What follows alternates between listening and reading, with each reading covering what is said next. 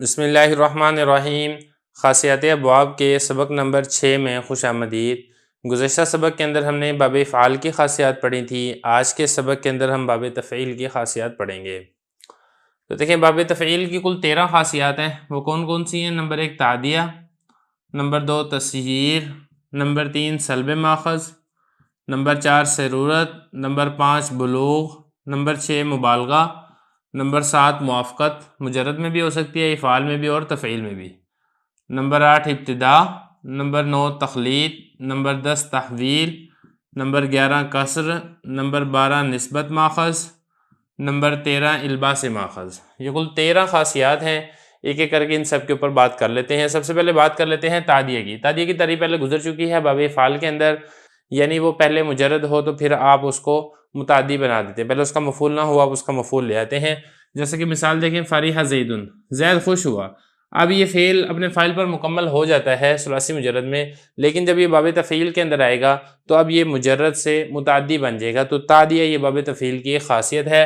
فرحت زیدن، میں نے زید کو خوش کیا۔ اب یہاں پہ دیکھیں یہ تو ضمیر فاعل ہے، لیکن یہاں پہ زید اس کا مفعول بھی آ رہا ہے۔ اور اسی طریقے سے باب تفعیل کی خاصیات میں سے دوسری خاصیت حضرت نے ذکر کی ہے تسییر، یعنی کسی چیز کو ماخذ والا کر دینا، اس کو کہا جاتا ہے تسییر، جیسا کہ میں آپ کو پہلے بتا چکا ہوں۔ اس کی مثال دیکھیں، جیسے نزلت زیدن، میں نے زید کو اتار دیا، یعنی میں نے زید کو اترنے والا کر دیا۔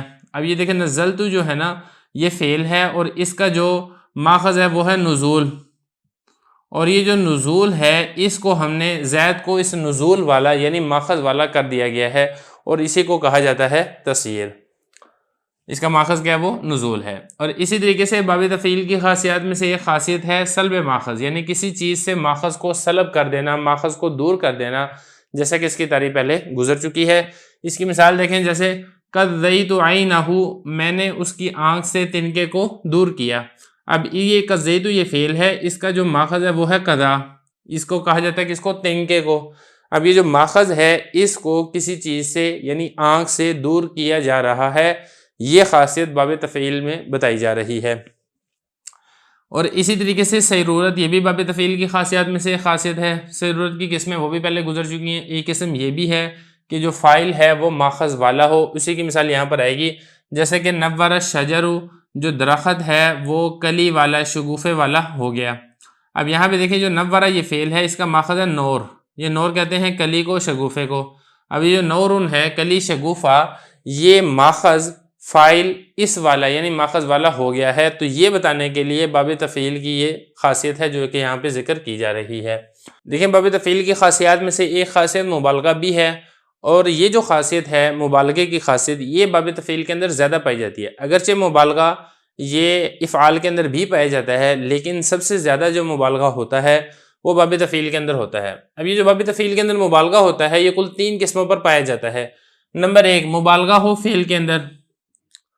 اب یہ جو فعل کے اندر مبالغہ ہوگا اس کے اندر بھی 2 صورتیں ہیں۔ ایک تو یہ ہے کہ فعل کے اندر کیفیت، اس کے اندر مبالغے کا ذکر کیا جائے، اور ایک ہے کہ فعل کے اندر جو مقدار ہے اس میں مبالغے کا ذکر کیا جائے۔ پہلے کیفیت کی مثال دیکھ لیں، جیسے کہ سر رہا الامر، معاملہ خوب واضح ہوا۔ اب یہاں پہ دیکھیں سر رہا یہ فعل ہے، اور اس کے اندر مبالغہ ذکر کیا جا رہا ہے اس کی کیفیت کے اندر، یعنی وضاحت کے اندر خوب اضافہ ہو رہا ہے۔ اور اسی طریقے سے حولتو، یہ مبالغہ ہو رہا ہے مقدار کے اندر کہ میں نے خوب چکر کاٹے۔ اب یہ جو چکر کاٹنے ہیں 1 2 3 4 5 6 7 8، بہت زیادہ میں نے چکر کاٹے۔ اب یہ جو مبالغہ یہاں پر ہو رہا ہے یہ مقدار کے اندر مبالغہ ہو رہا ہے۔ تو یہ پہلی قسم ہے مبالغے کی کہ مبالغہ ہو فعل کے اندر۔ نمبر 2 مبالغہ ہو فاعل کے اندر، یعنی جو فاعل ہے وہ کثرت کے ساتھ ہوا ہے، جیسے کہ موت الابل، اونٹ کثرت کے ساتھ مرے ہیں۔ اب ابلو یہ موتہ کا فاعل ہے، اور اس کے اندر کثرت اور مبالغے کو ذکر کیا جا رہا ہے۔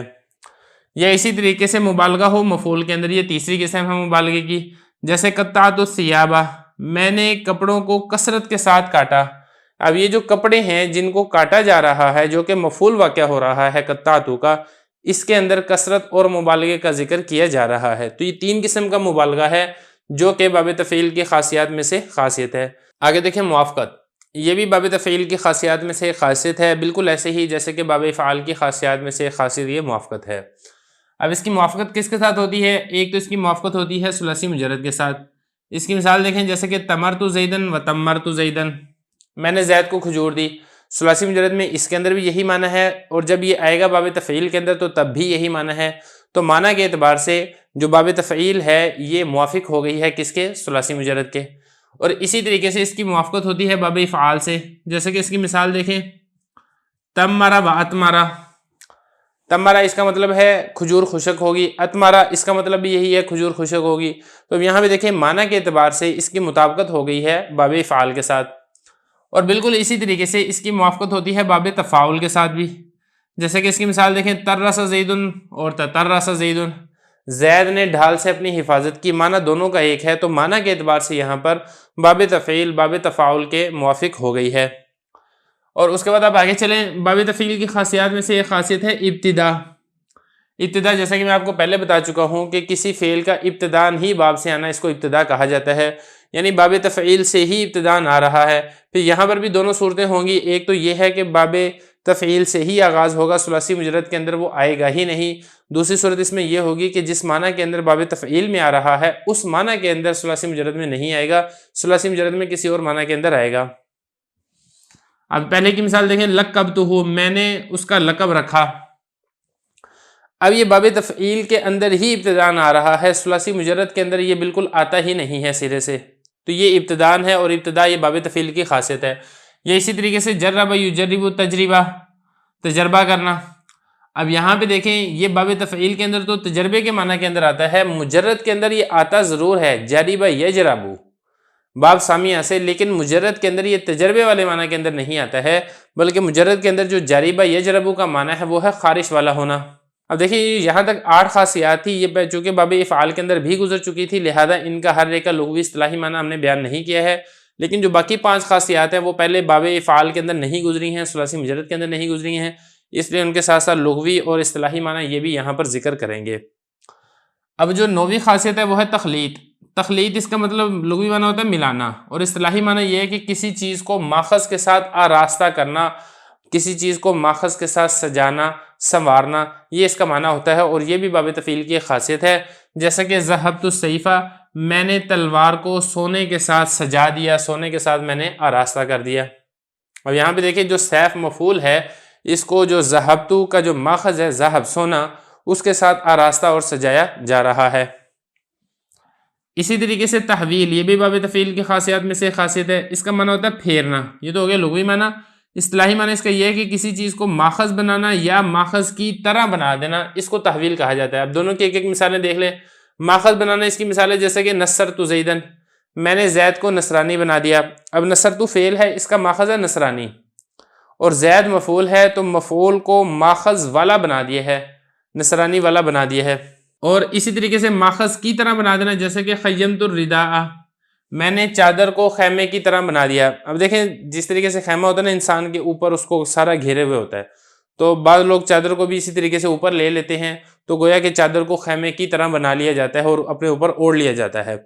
اب یہاں پہ دیکھیں یہ جو خیمتو ہے اس کا جو ماخذ ہے وہ خیمہ، یہ ماخذ ہے اس کا. اب ردا جو مفعول ہے اس کو خیمہ نہیں بنایا بلکہ خیمے کی طرح بنا لیا ہے، ماخذ کی مثل بنا لیا ہے، تو اس کو کہا جاتا ہے تحویل. یہ بھی باب تفعیل کی خاصیات میں سے خاصیت ہے.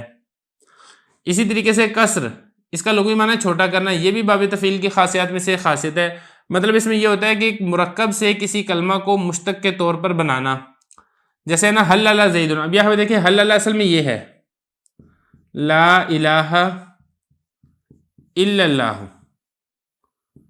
اب یہ پورا جملہ مرکب مفید ہے، ہم نے اس پورے جملے مرکب مفید سے ہم نے ایک کلمہ مشتق کر لیا حلل، اختصار کی غرض سے، چھوٹا کرنے کی غرض سے ہم نے ایک کلمہ بنا لیا اس لا الہ الا اللہ سے، اور ہم کہتے ہیں حلل زید، زید نے تحلیل یعنی لا الہ الا اللہ کہا. یہ کہتے ہیں اختصار کے لیے مرکب سے کسی کلمہ کو مشتق کے طور پہ بنانا، جیسے حلل زید. یہ اسی طریقے سے سبحہ سبحان اللہ کہنا. اب سبحان اللہ یہ پورا جملہ تھا، تو یہاں سے اس پورے مرکب مفید سے ہم نے اختصار کر کے سبحہ ہم کہہ دیا جاتا ہے. یہ اسی طریقے سے رجع انا للہ و انا الیہ راجعون، یہ پورا جملہ مرکب مفید تھا، تو ہم نے اسی سے ایک کلمے کو مشتق کر کے ہم نے کہہ دیا رجع زید، زید نے انا للہ و انا الیہ راجعون کہا. تو بجائے اس کے کہ پورا جملہ ذکر کرتے تو اختصار کے لیے ایک لفظ کو مشتق کر کے ذکر کر دیا جاتا ہے، اس کو کہا جاتا ہے قصر، اور یہ بھی باب تفعیل سے ہی آتا ہے۔ دیکھیں گے نا یہاں پہ دیکھیں گے حلل باب تفعیل ہے، سبح باب تفعیل ہے، رجع باب تفعیل ہے۔ اسی طریقے سے نسبت بماخذ، یعنی ماخذ کی طرف کسی چیز کی نسبت کرنا، یہ بھی باب تفعیل کی خاصیات میں سے خاصیت ہے۔ لغوی معنی ہو گیا ماخذ کی طرف نسبت کرنا، اصطلاحی معنی کسی چیز کو ماخذ کی طرف منسوب کرنا، جیسے فسقت زیدن، میں نے زید کو فسق کی طرف منسوب کیا، میں نے زید کو فاسق کہا۔ اب فسقت اس کا جو ماخذ ہے وہ ہے فسق، اور اسی طریقے سے کفرت زیدن، میں نے زید کو کافر کہا، اب اس کا ماخذ ہے کفر۔ تو یہاں پہ فسق کی طرف مفعول کی نسبت کی جا رہی ہے زید کی، اور یہاں پہ کفر کی طرف مفعول کی نسبت کی جا رہی ہے زید کی، جو کہ ماخذ ہے۔ تو کسی چیز کی طرف منسوب کیا جائے تو اس کو کہا جاتا ہے نسبت بماخذ۔ اسی طریقے سے الباس ماخذ، یعنی ماخذ پہنانا، یہ اس کا لغوی معنی ہے۔ اصطلاحی معنی ہے کسی چیز کو ماخذ پہنانا، یہ بھی باب تفعیل کی خاصیات میں سے ایک خاصیت ہے۔ جیسے جللت الفرسہ، اب اس کا ماخذ ہے جل، زین کو کہا جاتا ہے، زین کو، جھول کو، میں نے گھوڑے کو زین پہنائی، جھول پہنائی۔ اب یہاں پہ دیکھیں ماخذ کو پہنایا جا رہا ہے مفعول کو، تو یہ بھی باب تفعیل کی خاصیات میں سے ایک خاصیت ہے۔ تو یہاں تک باب تفعیل کی خاصیات مکمل ہو گئی ہیں، اب اس کے بعد انشاءاللہ اگلے باب کی خاصیت ذکر کریں گے۔